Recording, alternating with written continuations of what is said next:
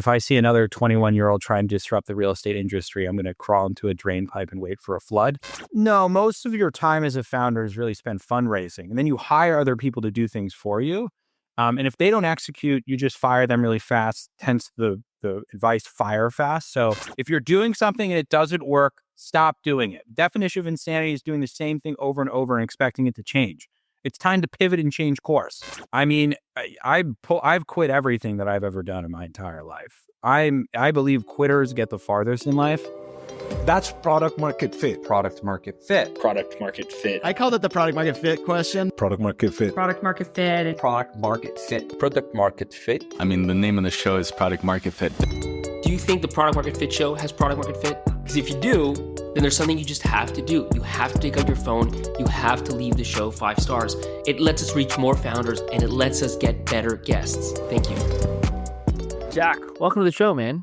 Thanks for having me. Dude, well, it's a pleasure to have you here. I mean, I think I actually have found you on LinkedIn. I find quite a few guests on LinkedIn these days because they, when I find someone has like an interesting take, something interesting to say, I tend to reach out. And so I think the post I saw, I'm just looking at it here, was like this information, the information put out this news article, like ex-Googlers discover that startups are hard, which is funny on its own. And then you were like, building a startup is hard when you've been paid $500,000 a year to play office ping pong and write code 6 hours a week. What's your take on why so many, because everybody wants to back that ex-Google, ex-whatever founder. Why do you think it doesn't maybe work out that way often? Well, Pablo, it's very simple. They don't do anything. they don't work. And by the way, I think that's good. I think people that work are suckers for the most part. If you don't have to do things, like the whole matrix for success in life, and this is something my grandfather told me when I was very young, is the more money you make while working as little as possible, it's really the work to money ratio. So if you're a billionaire, you inherit a ton of money and you live on a beach, but your interest generates millions of dollars every month, you're crushing it. That's as successful as you can be. So Google is really good for people who don't have rich families and are part of like the bottom class of society. You can make a lot of money while not doing a lot, which is why I think that's great. But then when people go to startups and they actually have to do things, they sometimes struggle if they come from an environment like Google where they don't have to do anything other than complain. That's like 40 to 60% of like all Google meetings these days is like DEI requirements, it's like tough to transition to that to building a company. I mean, I've heard that on the Google culture is not maybe the most hardworking culture, but I'm surprised to hear you say so many good things about it because you started a company and now you're a VC, right? Like, so you must have, as a founder, you kind of have to be kind of all in working, 70, 80 hours a week? No, most of your time as a founder is really spent fundraising. And then you hire other people to do things for you. And if they don't execute, you just fire them really fast. Hence the advice, fire fast. So, as a founder, I'd say like most of my job was like I wrote, raising money is very challenging. So, I spent many months talking to family members, getting introductions from them, from their rich friends, getting angel checks from them, and then ultimately using my nepotism to get a lead investor check. And that process is quite time consuming. It takes, probably 20 to 30 hours a week.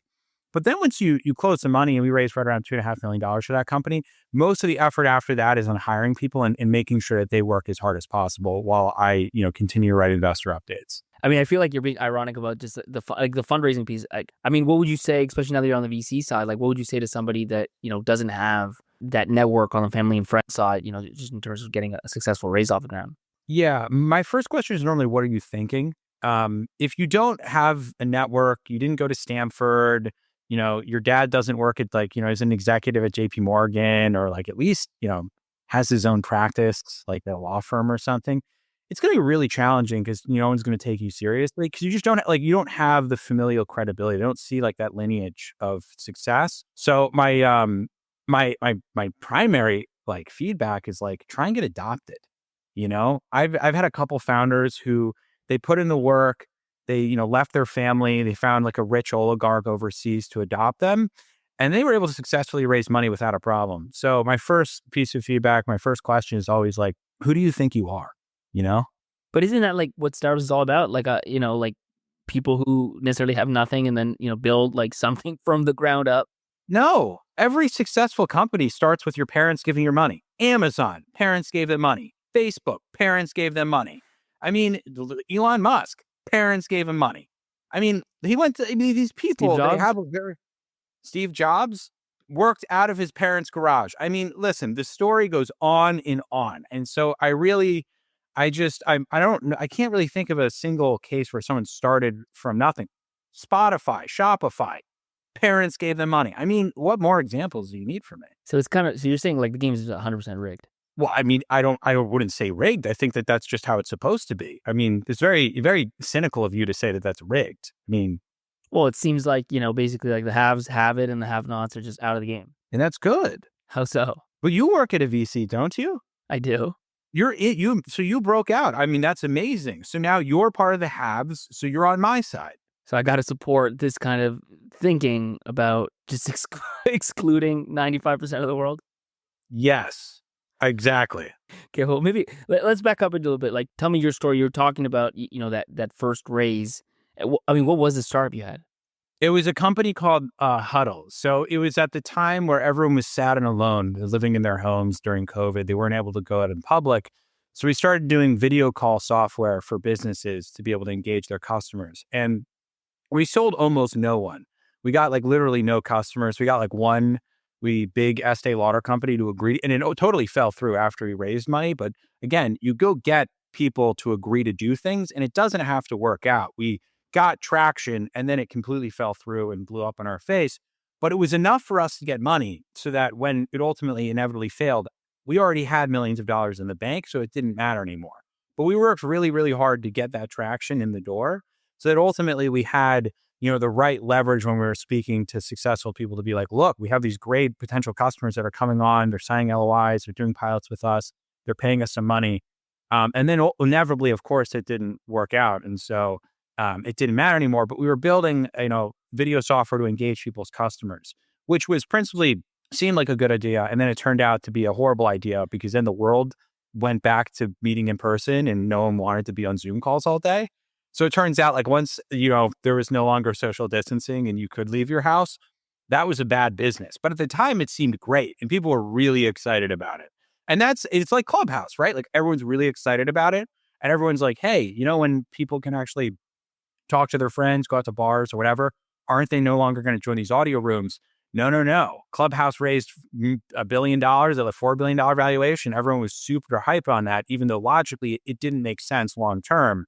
That doesn't matter though, because those founders are rich, so they succeeded. Well, how do you that was going to be my next question, because you can raise a lot of money and make $0 as a founder. Like, how do you structure it so that if whatever happens, like at least you kind of do okay? Secondaries are your friend. If a VC doesn't allow you to take out secondaries in your company, run for the hills. That's a predatory VC. I mean, you also you're basically a predator as well because you're trying to just, build a fake business in order to sell secondaries. But this is the game. So you want to make sure that whoever gives you money is okay with you selling secondaries to other like more suckery investors. So the game is you want to like raise from the best, A16Z, Sequoia. You want to raise a large enough round. So when you get follow-on investors, they're desperate to get in. They want to be along, say, an A16Z. And you say, you know what? We don't have room in our round officially, but what if I sell you some of my shares? So then you sell your shares to, those second tier, third tier investors who are desperate to invest alongside your lead. And then you get the liquidity you need to buy a house, invest in Dogecoin, Pepe, et cetera. And then ultimately, you've won. You don't have to do anything ever again. You just hire people, hope it works out. And if it doesn't, you're rich still. So win-win. So, okay. I mean, look, it's a sales strategy, but then how do you get, A16Z in the first place? Well, you got to get really good at League of Legends. As SBF showed us, the better you are at video games and slightly distracting, you don't care about them. When you're on a call with a VC, and this works with me, by the way, it's very similar to dating. Have you ever been out at a bar and you're talking to someone and they're like they're flirty, but they're not that interested in you. Like their eyes kind of go away. They're like, oh my God, Jessica, how are you? You're interested even more. So when you're on these VC calls, you want to be the hot girl or guy at a party, but you don't want to be too interested in them. The more interest you seem like a great fit for us. No. Never say that. You're like, well, I don't know. Maybe you're a good fit, but what are you going to do for me? Like I've just got so many options on the table right now. I had 70 meetings this week. How do I like what's your advantage? You got to make them work for it and act like you don't even care about their money. That makes them want you more. And then ultimately, if you're distracted, maybe you're playing like, League of Legends, you're playing Counter-Strike, whatever, and you're like, sorry, I'm busy. I got something going on. Even better if you share your screen, they see that you're not paying attention to them at all. And they're like, my God, this guy's a wunderkind. He can do everything at once. Then they're going to give you money. Well, there is something, I'll admit, to just like putting yourself in a position where, they're on their back heels as a VC and like they're kind of maybe begging for your attention, not the other way around. So I kind of get what you're saying. I mean, a little, a little extreme, but like, tell me more about driving FOMO. I mean, you seem to be really good at the fundraising side. Like, tell me more about just sort of things you've seen that work when it comes to, driving FOMO. So a lot of companies I've worked with in the past and seen, they really struggle to get that big user growth, the inflection of tons of users coming to use your product. Sorry, did you say fake? You said fake user growth? Well, we're getting there, Pablo. You don't talk over me, right? Okay, well, I don't know, man. I just heard something I had to double click on. So you don't have customers, and that's a problem. So what you can do is there's a lot of user farms out there now for like $100,000. So say you raise some angel money, you want to get a spike of users, pay people in Southeast Asia to use your product and get a spike of user growth. You can also charge payments to your own credit card to just funnel up revenue. I mean, it's going directly to you, so you're going to have to pay some Stripe fees on that. But investors will see huge user growth, huge revenue growth. And yeah, you're paying for it, and they're fake users. But again, the name of the game here is to just show a spike, show the growth. Remember when FTX, everyone was like, it's the biggest crypto exchange in the world. Everyone used to tell me it's the biggest crypto exchange in the world. And I would go, well, that doesn't really make sense because they make way less money and have far fewer transactions than Coinbase. I mean, no, they have lots of users, Jack. It's the biggest crypto exchange in the world. I'm like, something doesn't add up here. But I invested. I threw in almost $50 to $100 million into that Why would you do that if you didn't believe? Well, because everyone else was saying it's the biggest fucking exchange in the world. I got into the hype. They got me. They suckered me in. They succeeded. So, again, hype, fake users, drive those numbers up. Then everyone has you get a billboard, name your company, like buy your arena and name your company after it. And then all of a sudden, people are be like, this is a successful company. This is the next unicorn. It doesn't matter if it doesn't have any of the numbers to back it up. They're not going to do due diligence. It's a hot round, They're going to be like, wow, you got to get in here before Sequoia does. They give you money, bam, off to the races. I mean, you're talking about taking investor money, let's say from your rich, family and friends, using it to buy revenue, using that revenue to get more money. For sure. Is that like legal? Like, can you do that? Well, I mean, listen, legal schmeagle. Listen, there's a lot of people out there. I mean, the end of the day here is are we going to die poor or are we going to try and, shoot for the moon? I'd rather be make $100 million, live on a boat for a couple of years and go to jail for 5 or 10 than be poor the entire time. That just sounds way worse. And at the end of the day, if you funnel money into Swiss bank accounts, you get some offshore, you maybe pay a couple North Koreans to house your money for you. You can, preserve your wealth so that when you get out of jail, you still have something to fall back onto. But if you think about it, people work their entire lives to make like $2-3 million in total. If you take a couple of years in jail, but you walk away with 10, 50, $100 million at the end of it, I mean, that's just like the same as working any old job and collecting revenue and banking it, I mean, it's hard to argue with numbers, but let me ask you this, like, why not just take all that effort and try to create like real value for customers? Have you tried doing business? that? I did. Actually, I failed. It was tough. It's hard. Exactly, Pablo. Went to VC instead, just like me, by the way. That's why we're winners. We realize it's hard. Pivot. If you're doing something and it doesn't work, stop doing it. Definition of insanity is doing the same thing over and over and expecting it to change. It's time to pivot and change course. Well, how do you, that's a good question, a good topic, which is always this, like, when do you keep going and when do you pivot, when do you give up? You know what I mean? Because starting a startup is hard and everybody talks about like perseverance, relentlessness, but at some point, you got to pull the plug. Like, what's your thinking on that? I mean, I've quit everything that I've ever done in my entire life. I believe quitters get the farthest in life. So I think if bumping user growth doesn't get out, you got to run for the hills. Probably change your name, flee to a different country, maybe start a Thai massage parlor. I don't know. Point is pivot, change. I mean, if you're not getting the numbers you need to grow this thing, I mean, I would get out in the first couple of months. I mean, as we see, like, good things don't take that long. Nothing good that's ever been built has taken more than a couple weeks, maybe 3 months, So if you don't get that initial traction momentum, move on early. I'm talking 8 weeks. So give it a couple months. If you're not on that 0 to 1 trajectory like ASAP, just go back to your job. Yeah, go back to your job immediately. I mean, again, go work at Google, make $600,000 playing ping pong and writing 6 hours of code. That's a great option if you can't successfully scam investors out of their money. And so tell me, I know you're speechless because I'm dropping so many facts. I am speechless. Not gonna lie. Tell me a bit about like your fund. What's the name of your fund? Jabroni Capital. So Jabroni Capital, it started so 3 or 4 years ago. After I exited my company, by exit I mean my co-founder bought me out. After I exited my company, I was twiddling my thumbs. I got a couple job offers, but I was going to get paid nothing, a couple $100,000. It was like loser behavior, and I didn't want to do that. So I set out. I had this great idea for a fund that would invest in profitable companies. I quickly trashed that idea because I couldn't find a single profitable company to invest in. And so instead, I decided to invest in hyper growth companies that inevitably failed. So I started Jabroni Capital on this thesis, and I thought to myself, where am I getting a money that people are willing to just ride to zero? Like, who's going to invest in a fund that literally is going to just make no money, invest in no companies that ever make profit? Why? I know you don't want me to interrupt you, but like, why not have a little bit of, optimism that maybe it'll work out? You know what I mean? Like maybe it'll make some money. Well, listen, I mean, foolish optimism doesn't get us anywhere. I don't want to be delusional here. So having all of my friends at VC funds, quite frankly, their trajectory, their hit rates are really low. And, they're not exactly investing in the best of the best these days. And quite frankly, tech stocks are so overvalued. The markets are tumbling right now.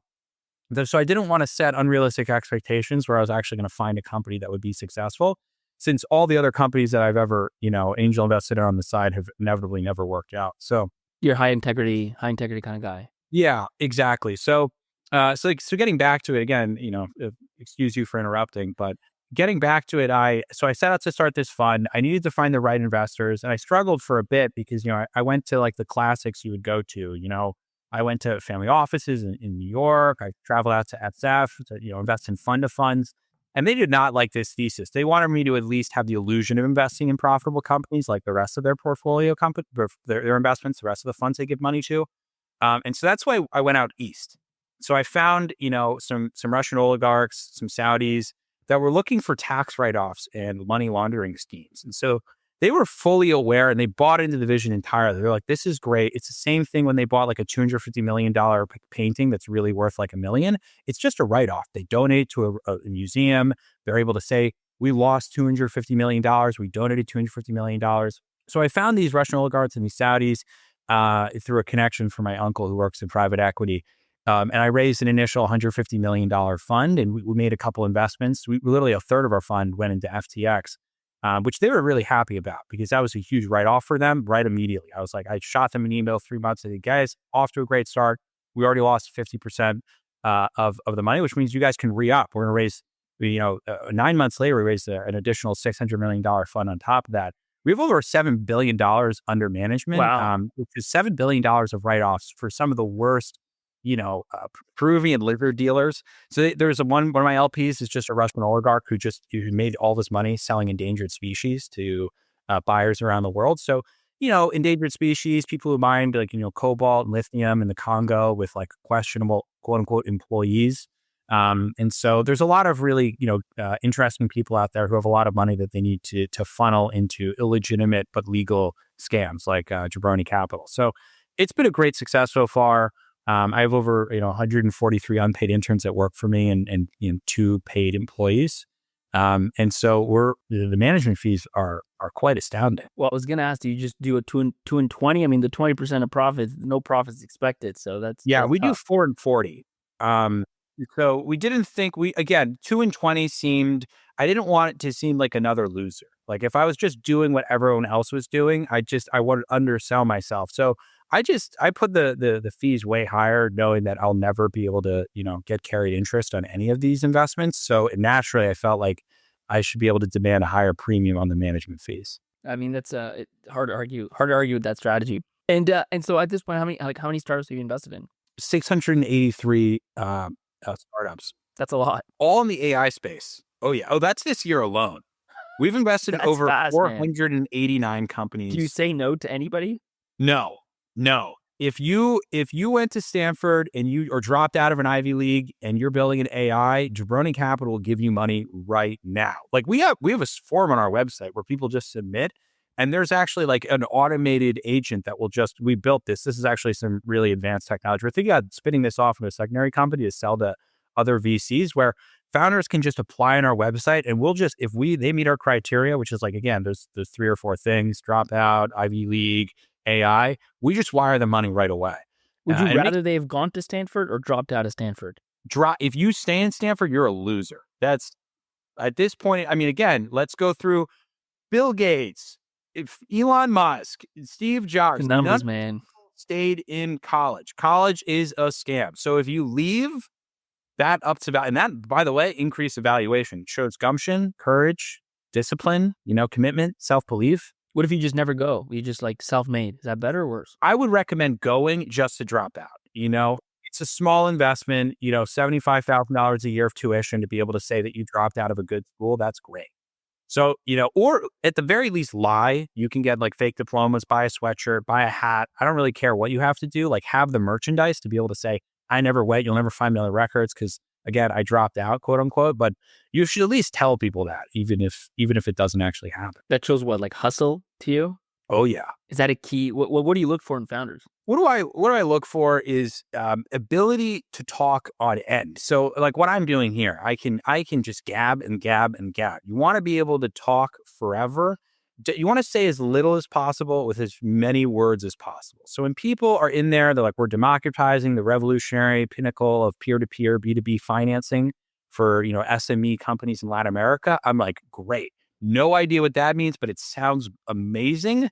Other VCs are going to love it. You're going to be able to get great follow-on capital. We'd love to lead your round. So it's all about being able to talk. And that's what a lot of these founders that we've seen over the past, Charlie Chavis, who's currently on trial for, getting, JP Morgan to buy our company for $175 million, lying about our users. Another portfolio company of ours, we're really proud of her. Sorry to see her in troubles. We're actually funding her legal battle right now. But she was able to talk on end and make things up and just gab. And VCs, they ate that up. So, and JP Morgan ate it up too. He sold their company. So that's another exit for Jabroni Capital's portfolio. So, I mean, at the end of the day, it's really just all about, the gift of gab. Be able to talk it, sell it. I don't care if you have anything. Just tell people you do. And if you can sell it hard enough and confuse them with doublespeak, like a politician would, it's awesome. Would you rather like a company that has real traction or one where the lead is, A16, Sequoia, or some other kind of like tier 1 investor? Oh, tier 1. I mean, if you have traction, you don't have VCs, what even are you? Money? 10 million a year? Nothing. How are you going to personally get $10 million a year? How are you going to be worth $50 million in the next 12 months? You're not going to do that without paper valuations, secondaries. I mean, at the end of the day, would you rather have $1 million in the bank or be worth $150 million on paper with no liquidity chance? But don't you think as a founder, you should build a real business, try to get the profitability, like versus just chase, these markups? No. Interesting take. I haven't heard that yet on the show. No, it's unique. And then again, that's what you got to be different. Everyone else is reading Andrew Chen's blog and repeating what he says. I'm out here reading Bernie Madoff's old notebook and coming up with some straight bangers for you. What was his like smartest move? You know what I mean? Like, what did you learn from someone like him? You got to work with family. Family is key because they have a lot of built-in trust in relation. It's hard to find people who are going to keep your Ponzi scheme alive and not rat on you. Like Elizabeth Holmes made a key mistake where, she brought in a lot of people close to her who, she wasn't literally related to and had blood ties. So those people are the first to crack. I mean, even she was sleeping with her co-founder to try and get him to stay. But the second the going gets tough, they're ratting you out to reduce prison time. But your siblings, your children, your family, those people that are closest to you, they're the ride or dies. And so the people that you keep closest to you it's got to be nepotism because they have they've seen you as a child. Maybe they watched you beat a baby bird to death with a wiffle ball bat when you were a kid, so they fear you a little bit.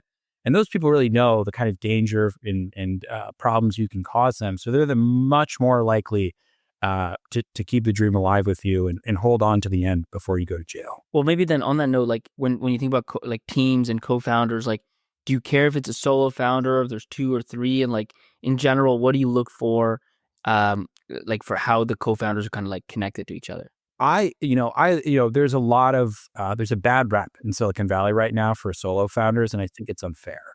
So if you're a solo founder, you can totally build a great company so long as you have a legion of unpaid interns that you're using or abusing to supplement for the co-founders you don't have working at your company. So, but personally, if I'm looking for like an ideal mix, it's like 8 to 10 co-founders where one person owns 90% of the company and the rest have to share scraps. I want there to be a clear leader who's able to convince other people that they're quote unquote co-founders, even though they have next to nothing in the company and have devoted all of their life to working for free. So I think like if you can, it's like a cult, right? At the end of the day, building a company is like building a cult. And if you can get people to commit their lives to something with really no material gain whatsoever, you have the greatest chance of long-term success possible. Well, that is one of the things we started with the Google thing, right? But it's like, how do you get somebody who's like at Google or whatever making $500,000 a year? If you just think about it, 10 years later, they make $5 million to leave and join you at your startup. Like as a co-founder, some people do it, but I always struggle with like a real formula that you can use to kind of make it happen. Yeah. So let's role play right now. So you're a Google employee. I'm trying to hire you, and we come in an interview. Sit down. Okay. My first sentence to you is, Pablo, do you want to be a loser forever? I don't. No one wants to be a loser. And then here's what you do. So then you start talking about so the .com era, the 2005, the 2012 era startups, that's gone. Those tech stocks were worth $150 billion. They like 50x revenue multiples. That era, we're in a recession right now. The stocks are plummeting. Everyone's going to lose all their money. That era of tech is over. However, when you're trying to convince a co-founder or a Google engineer, you want to tell them that it's just begun. Wave 2 is here. There's going to be $20 trillion companies made over the next 10 or 20 years. They thought Google was good, getting to like $1 trillion market cap. Just wait till my company gets to $80 trillion market cap. NVIDIA has more to grow. Tesla, $1 trillion on like $50 billion in revenue. Are you kidding me? We're going to be seeing companies with like $100 billion of revenue with quadrillion valuation. So you got to just lie to them to buy them into the stories of those companies that will never happen again, those companies that are already crumbling on the public markets right now. Tell them that we're going to be the next Google, except 50 times more valuable because we've got AI. They did that without AI. Imagine what we can do with AI. Now, none of that really makes sense. You're kind of confused. You're worrying right now. But I started off by asking if you want to be a loser. And the answer is no, you don't. You want to get laid. You want to be cool. You want to be SVF and polyamorous sex gold parties. And you're not going to do that at Google. It's never going to happen. So would you rather take a chance and work with a guy like me who's got cool hair, who can talk to your ear off, who's going to like kind of have like a little bit of an abusive relationship, who's going to like make you feel really good and then like neg you sometimes so you want to win his affection over? Like that at the end of the day is going to be way more valuable than working with your, technical project manager, Quan Lee at Google. Like he's nice, he's cordial, but it's not fun. It doesn't give you like an exciting feel. You're dead inside right now. You want to be alive. Be alive with me. I like that. You know what? It kind of, when you're talking and you talked about your hair, it actually reminds me of kind of the Adam Neumann look and feel. I don't know if like that's something you're going for. Oh, 100%. I'm getting leg extensions right now. I'm only 6'2". He was quite tall. He was like 6'5", 6'6". I'm getting leg extensions right now. I already have the hair. My eyebrows are pretty similar. I've got the jawline. I don't have the Israeli accent. I'm still working on that. So if you have any tips, tutor, or something like that, coach. But I'm getting my legs will be broken in half next week in San Francisco. Wow, that's commitment. Oh yeah, I'm getting them extended because I'm not nearly tall enough to pull that off just yet. But you give me 6 months, 12 years, my hamstrings stretch out, I'm there. What do you think that he got wrong? Like he raised so much money and it just never worked out. Wrong. He made $1 billion. He crushed. A16Z gave him $300 million for his next company, even though there's documentaries of him losing $25 billion. Are you That kidding was me? a shock, actually, when that happened. I couldn't believe it. That was amazing. I saw that and I just slow clapped in the background. I was like, he's the most famous fraud in the world, and people are still throwing the money right now to buy up all the homes.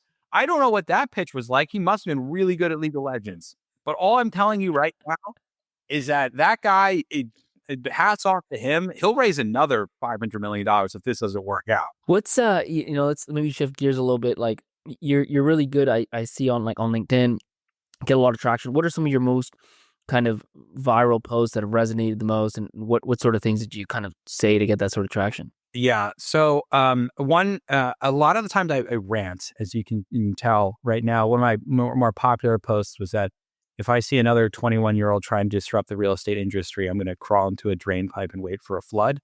That did really well because you're just calling out things that everyone is really sick of, like people who've never paid rent building companies, who I would gladly invest in, by the way, because that's the experience you have with something, the better you are to disrupt it, as we all know. So that's a really good, obviously the Google posts, like calling out things in the tech industry that don't really make sense or calling out the obvious.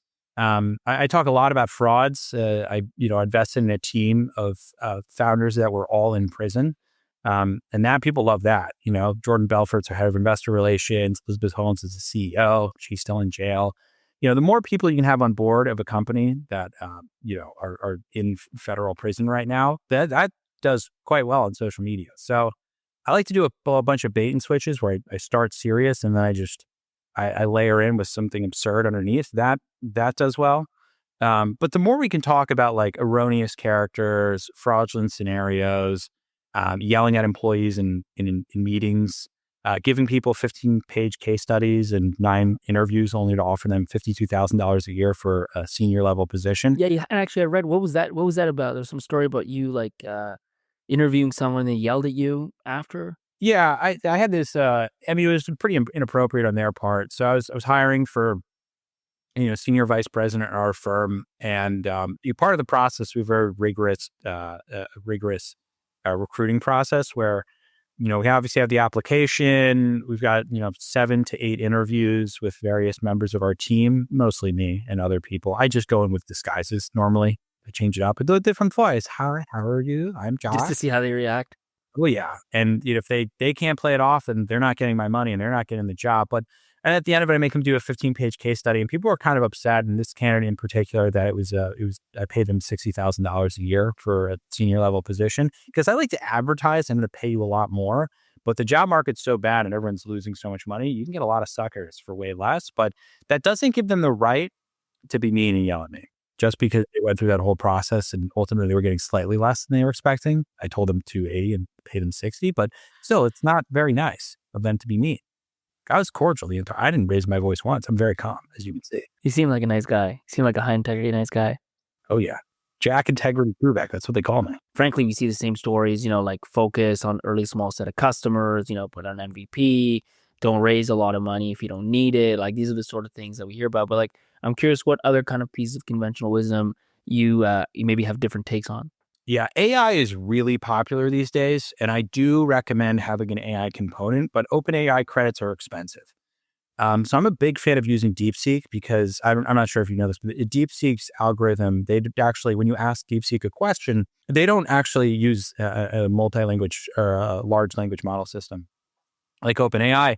They just feed it to a team of children who are very smart and educated, and that reduces cost and cost of software dramatically. So I would say, rather than getting OpenAI to answer a question for a client, say you ask OpenAI like, hey, how do I do a table system in Excel? There's an 11-year-old in China who can answer that question almost as fast as AI for a fraction of the cost.